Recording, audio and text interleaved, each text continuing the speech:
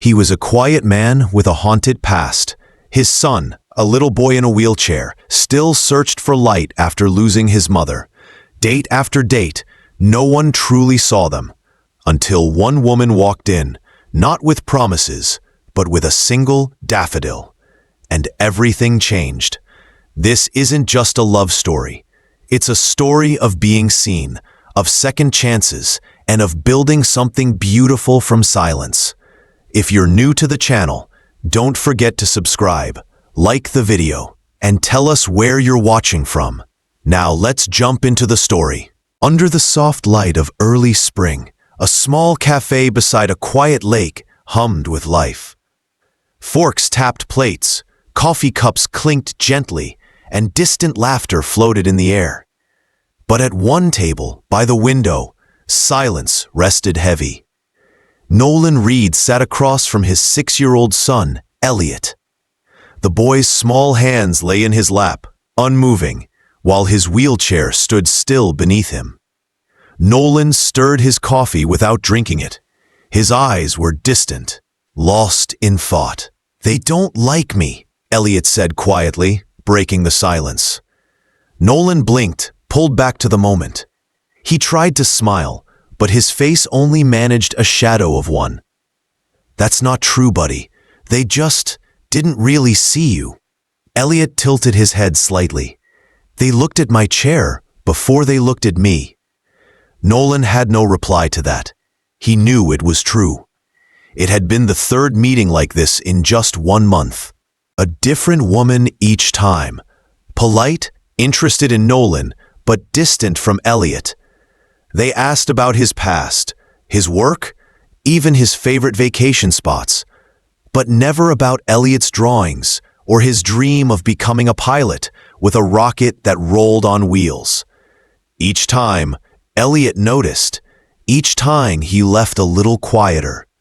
Nolan had once lived a different life, sharper suits, faster cars, a home filled with music and color. But it had all changed one rainy evening when a car accident took his wife and left Elliot unable to walk.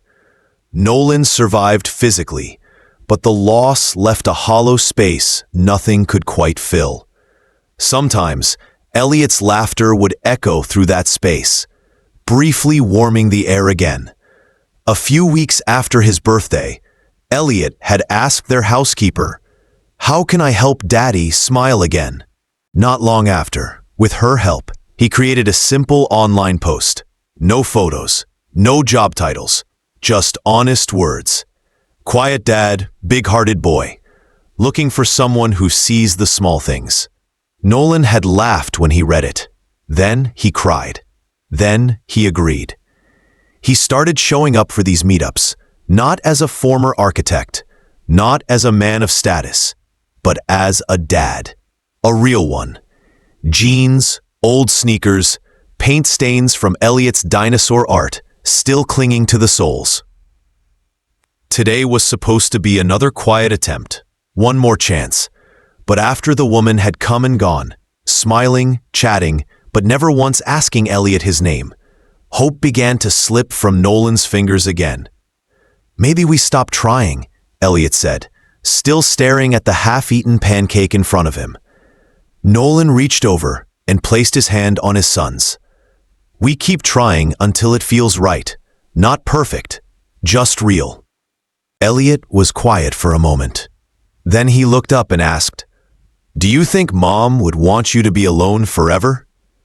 Nolan felt something tighten in his chest. He remembered her laughter, remembered how she used to dance with Elliot in the kitchen. He remembered something she had whispered to him once, long before they knew how short life would be. "One day," she said, "someone will need to see you the way I do." The cafe door chimed. Nolan barely looked, but Elliot did. A woman stepped in. She moved quietly, with calm purpose. She wasn't dressed for attention. A soft cardigan, a pale blue dress, no high heels, no loud makeup. In her right hand, she held a single daffodil. She glanced around the cafe, then stopped when her eyes found Elliot's, not Nolan's, and she smiled. Without hesitation, she walked toward them.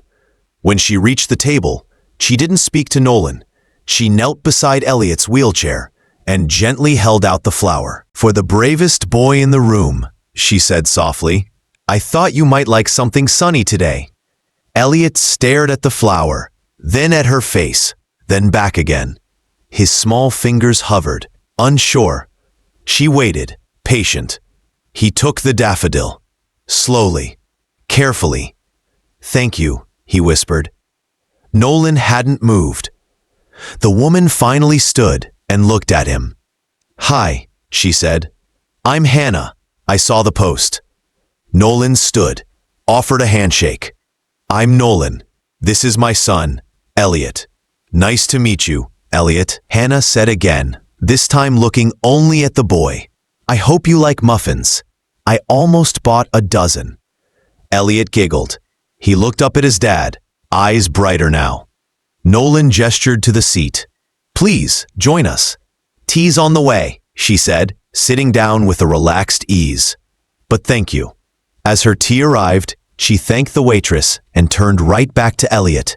She asked about his rocket drawings. She asked about dinosaurs. She didn't ask Nolan about his job. She didn't glance at his watch or comment on his sneakers. She leaned in and asked Elliot, "Do your legs ever feel heavy even though they don't move much?" Elliot nodded. "Yeah, sometimes." "That's normal," she said. "I used to work with kids who said the same thing. Stretches can help. Do you do any?" "We've tried some," Nolan added. "Not very consistently." "No judgment," Hannah replied kindly. "A little is better than none." She looked at Elliot again. "You know, kids like you have so much strength. We just have to make sure your legs don't feel forgotten." Elliot leaned forward, eyes wide. "I want to fly a rocket, but it might need wheels." Hannah laughed, a real unfiltered laugh. "Smartest kind of rocket, perfect for planets with bumpy landings." Nolan watched them, listened. For the first time in a long time, his shoulders softened. The moment was simple. A flower, a laugh, a daffodil in a small hand. But it felt like the beginning of something real. As they shared pancakes and stories, Elliot looked at Hannah, then whispered to his dad, "I think she saw me." And Nolan, with quiet awe, replied, "I think she did." The sun leaned gently through the windows of the cafe, painting soft shadows across the wooden floor. Outside, a breeze stirred the lake's surface, but inside, time seemed to slow.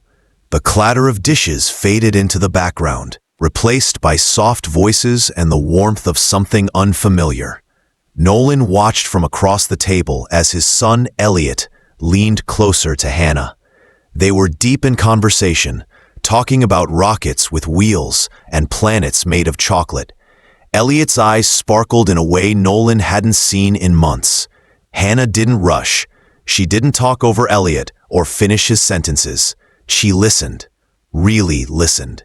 Every time Elliot spoke, she nodded thoughtfully, her eyes never drifting away.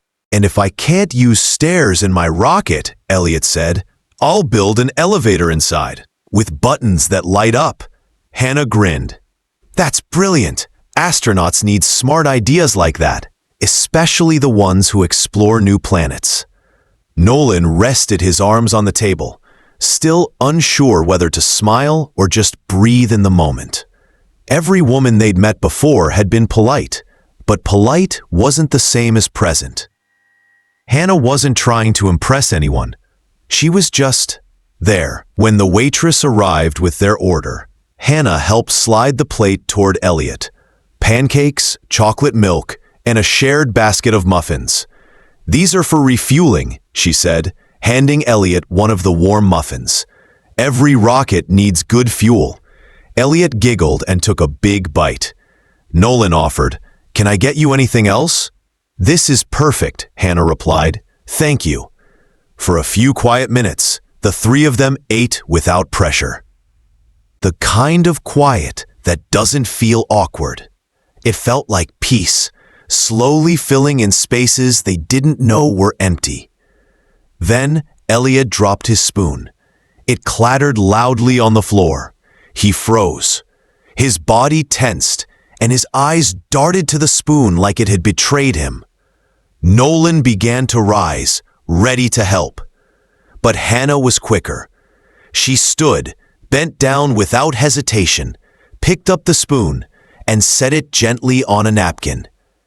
Then she looked at Elliot and said, "No worries. Strong boys always get second tries." Elliot stared at her, like those words were magic. Nolan didn't speak. He couldn't.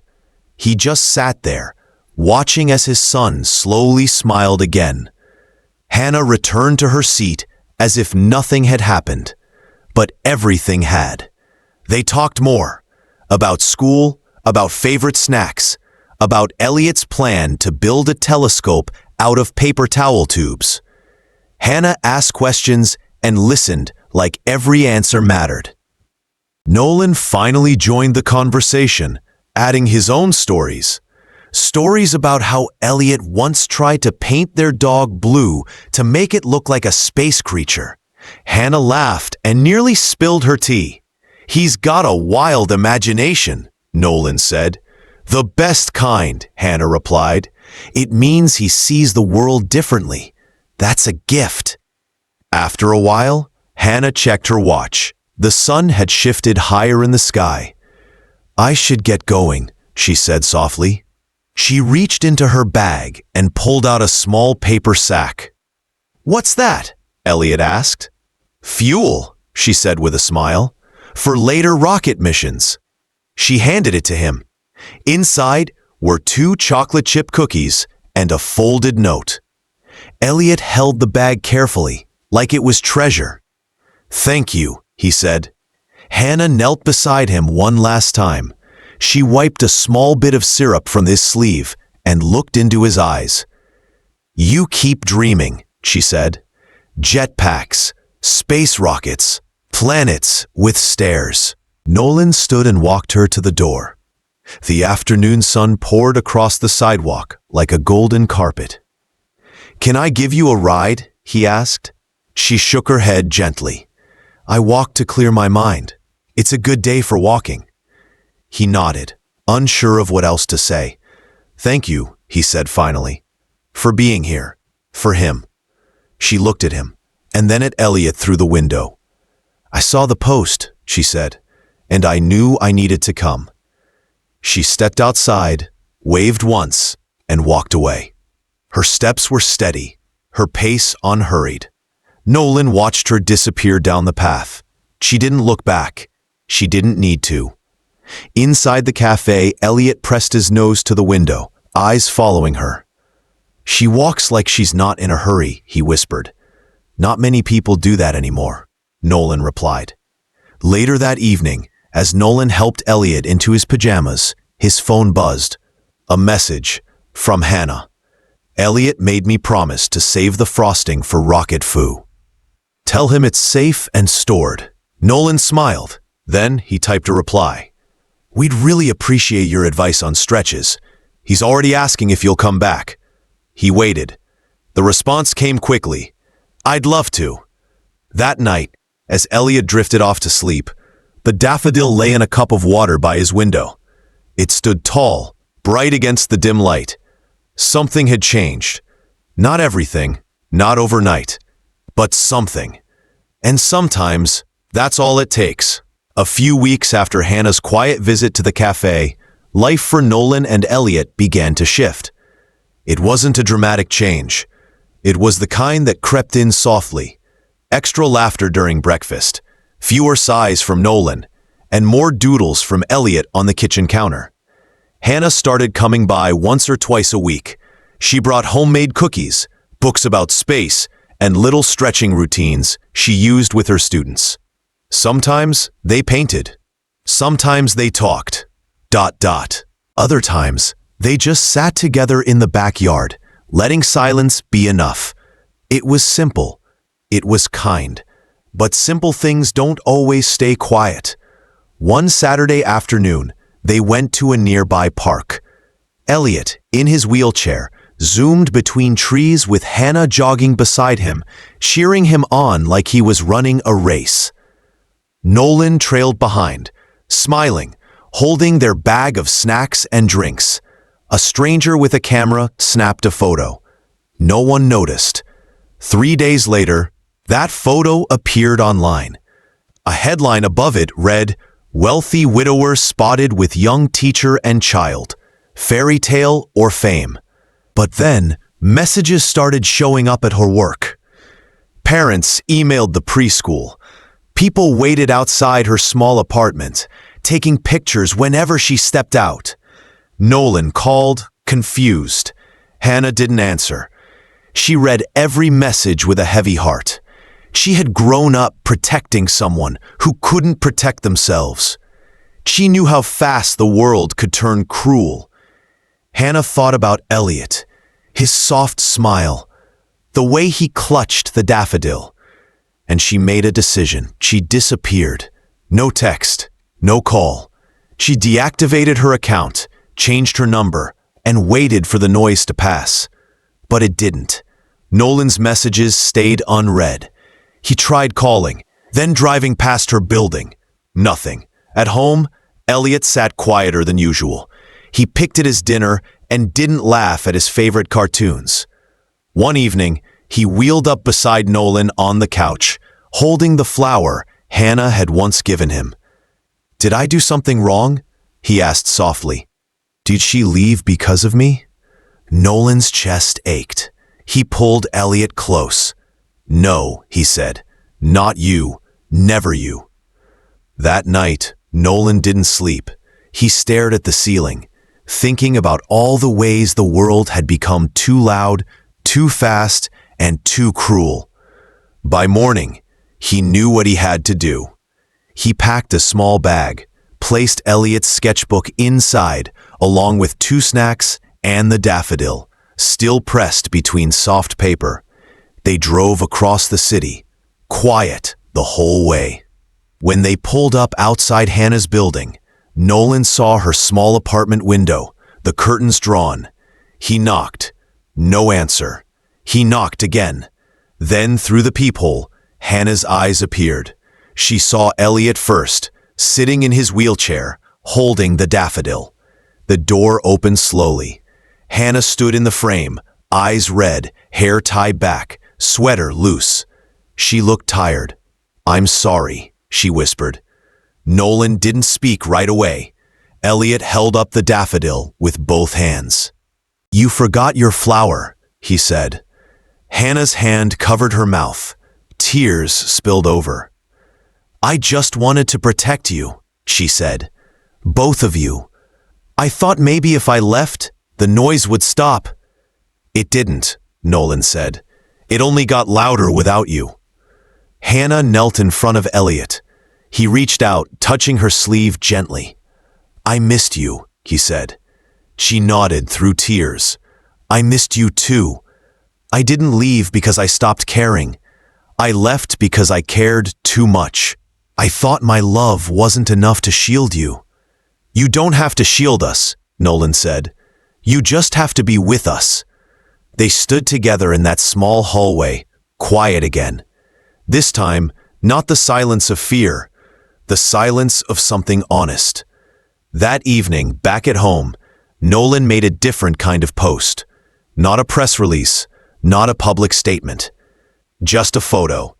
Elliot laughing with cookie crumbs on his face. Hannah beside him, hand on his shoulder, her head thrown back in L.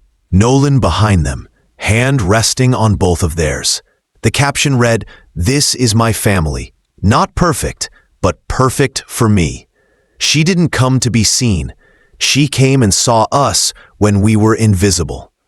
The photo went viral, but this time the world listened differently. Comments flooded in. "This is the kind of love we need. Not all heroes wear capes. Thank you for sharing something real." And the noise began to quiet. A year had passed since the world quieted down. On the edge of a peaceful town, a new building stood tall and bright. Its windows caught the morning sun, casting golden reflections onto the pavement. A cheerful banner waved above the doors. It read, "Grand Opening, Daffodil Haven." Inside, the air smelled like fresh paint and something sweeter: hope.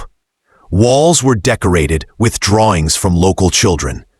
Every room had a name inspired by nature. There was a reading room called Daisy Nook, a music space named Melody Meadows, and a therapy wing simply called Rocket Hall. Nolan stood near the stage, adjusting a microphone. He wore a plain button-up shirt and simple shoes. Nothing flashy, just comfortable. Nearby, Hannah straightened a flower arrangement. She wore a yellow dress that flowed gently with her every step. At the front of the small crowd, Elliot waited in his wheelchair. He had grown taller. Graces supported his legs now. In one hand, he held a piece of paper. In the other, a daffodil. The room grew quiet as he wheeled himself to the stage. With careful effort and support from two therapists beside him, Elliot stood. He wobbled once, then found his balance. Gasps filled the room. Cameras clicked softly. Elliot smiled, his voice clear and sure. "My mom gave me love," he said, "but Miss Hannah gave me flight." There was silence. Then applause. Warm, loud, full of joy. Hannah wiped her eyes. Nolan placed a hand gently on her back. After the speeches, guests explored the center. Kids played in soft rooms filled with books and blocks. Parents spoke with therapists. Volunteers handed out sunflower-shaped cookies. While the celebration continued, Nolan guided Hannah to a quiet corner of the garden. The walkway was lined with bright flowers, many of them daffodils. Sunlight poured through the branches above them, painting soft shadows on the stone path. Nolan took a breath, reached into his pocket, and pulled out a small silver ring. "You brought a flower that day," he said quietly, "but you gave us a garden. You gave Elliot a second chance, and you gave me a reason to smile again." Hannah's eyes filled with tears, but she didn't look away. "Will you keep growing this with me?" he asked. She laughed through her tears. "Only if I get to pick what we plant next spring. ... From across the garden, Elliot raised his arms in a cheer. She said yes. Nolan placed the ring gently on Hannah's hand, then pulled her close. Not for the crowd, not for the cameras, just for them. That evening, long after the guests had gone, the three of them stayed behind. Elliot sat in Rocket Hall, drawing spaceships with crayons. Hannah and Nolan watched from the doorway. Outside, the sky faded from orange to blue. The lights inside the building gave off a gentle glow. They walked down the main hallway slowly, one on each side of Elliot. He held both their hands. The daffodil he carried earlier now peeked from his pocket. Its soft shadow stretched along the wall beside him. They stopped near a window where the stars had started to appear. Hannah looked up. "Do you think he'll remember today?" Nolan nodded, every bit of it, and Elliot, without turning his head, whispered, "I already do." In that moment, there were no headlines, no judgment, no noise. Just a boy with dreams, a father with faith, and a woman who walked into their lives carrying more than just a flower. She had brought calm into the chaos, and she had stayed, not for attention, not for credit, but because she saw something worth staying for. And together, they built something beautiful, quietly, honestly, one step at a time. Because sometimes, the strongest love doesn't need to shout. It just needs to be real. Thank you for joining us on this journey of quiet strength, second chances, and lasting hope. Daffodil Haven is more than a place. It's a promise that healing begins with being seen, and love grows brightest when it's rooted in truth.